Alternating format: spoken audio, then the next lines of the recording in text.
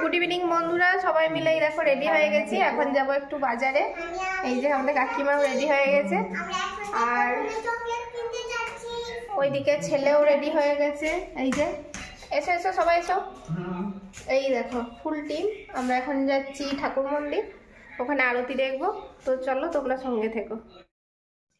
তো বন্ধুরা দেখো, আমরা সবাই চলে এসেছি মন্দিরে। আর এসেই তো চমকে গেলাম, কারণ এটা আমাদের ছিল হনুমান মন্দির। তো রিসেন্ট আবার দেখছি আলাদা করে আবার রাম সীতা আর লক্ষ্মণের মানে মূর্তি আবার নতুন করে লাগানো হয়েছে। তো এসে দেখে বেশ ভালোই লাগলো। আর মন্দিরটা আগের থেকে দেখছি বেশ সুন্দর করে সাজিয়েছে। আগের এমন ছিল না, আগে একটু অন্যরকমই ছিল। তো দেখে খুব ভালো লাগলো। তো তোমাদের কেমন লাগলো জানিও। তবে একটা কথা বলতে হয় যে এত বছর কিন্তু মানে কোথাকার কে রাম, কি ব্যাপার, কি বৃত্তান্ত, এটা যে আমাদের ঠাকুর কারুর মাথাতে তেমনভাবে ছিলই না। হ্যাঁ, মানে চলছে চলবে এমনই ব্যাপার ছিল। কিন্তু যেই মানে অযোধ্যাতে হয়ে গেল রাম মন্দির, তারপর থেকে কিন্তু দেখো চারিদিকে কিন্তু এই যে রাম মন্দিরের একটা হিড়িক পড়ে গেছে। সেই বলে না, একজন করলে পরে সেই সবাই তার পেছনে ছোটে, সেই রকম আর কি ব্যাপার। তো যাই হোক, ঠাকুর তো সব সময়ই একই থাকে, একই রকমভাবে হ্যাঁ আমরা তাকে দেখি বা মানি, সেইটা কোনো ব্যাপার না। তা হয়েছে, ভালোই হয়েছে। কিন্তু ওইটাই হ্যাঁ, মানে এতদিন কারুর হুঁশই ছিল না। তো একবার যেই হয়ে গেল, এরপরে দেখবে প্রত্যেক জায়গায় হতে আছে। তো ভালোই লাগলো দেখে শুনে যে আমাদের এখানেও রাম মন্দির হলো। তো এখানে দেখো আমার ছেলে এখানে শিব ঠাকুর দেখছে, কারণ ওপরে একটা শিবের মূর্তি রয়েছে। আর কাকিমা টাকিমা ওরা সব ভেতরে আরতি টারতি মানে দেখবো বলে এসেছিল, কিন্তু মানে মাঝের রাস্তায় এসে আমরা টোটো পাইনি। তো সেই জন্য 10-15 মিনিট লেট হয়ে গেলাম।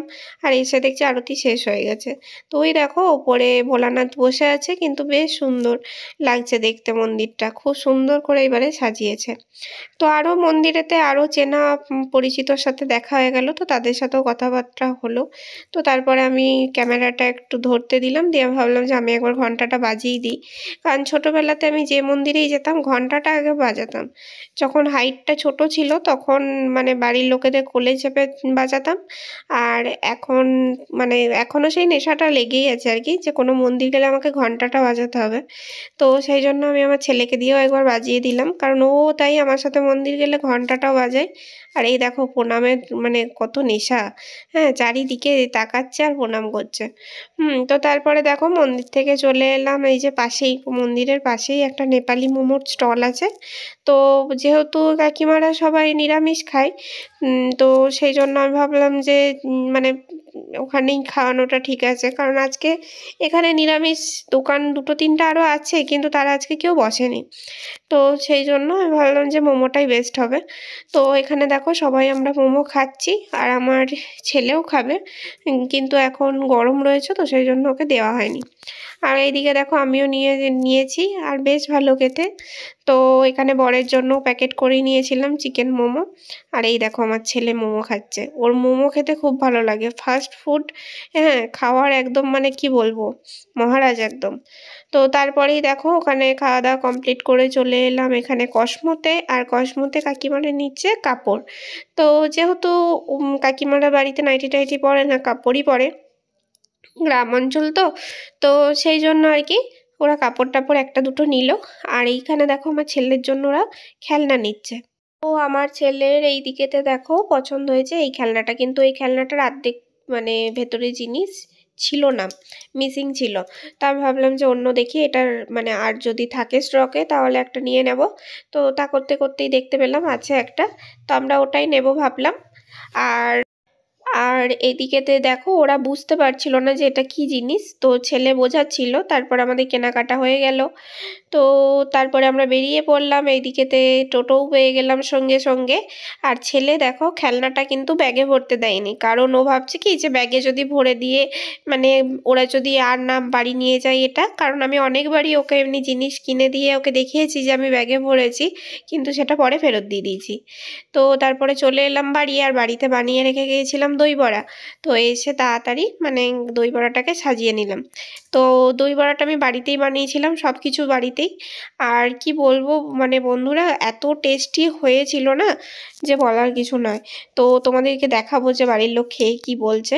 তো আমি দই বড়াটা বাড়িতে মানে চাল গুঁড়ো টাল গুঁড়ো ছাড়াই বানিয়েছি, একদম মানে খেসারির ডাল দিয়েই শুধু বানিয়েছি, আর এক্সট্রা কিছু এটাই দিইনি।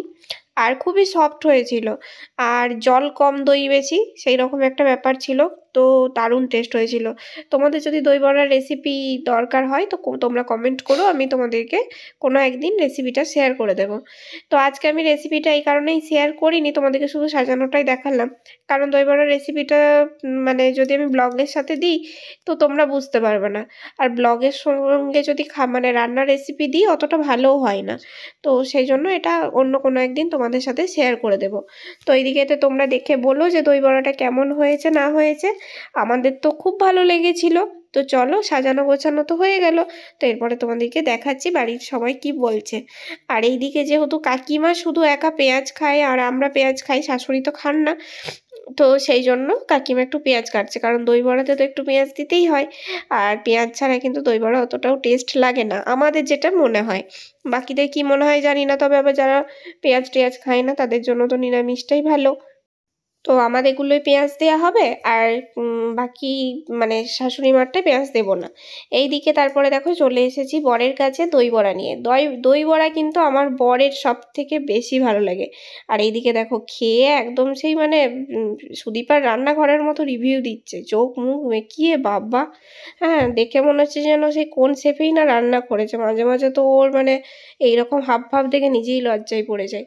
তো এদিকে দেখো এরাও সবাই খাচ্ছে। তো আজকের ব্লগটা তোমাদের কেমন লাগলো জানিও প্লিজ। Bye bye.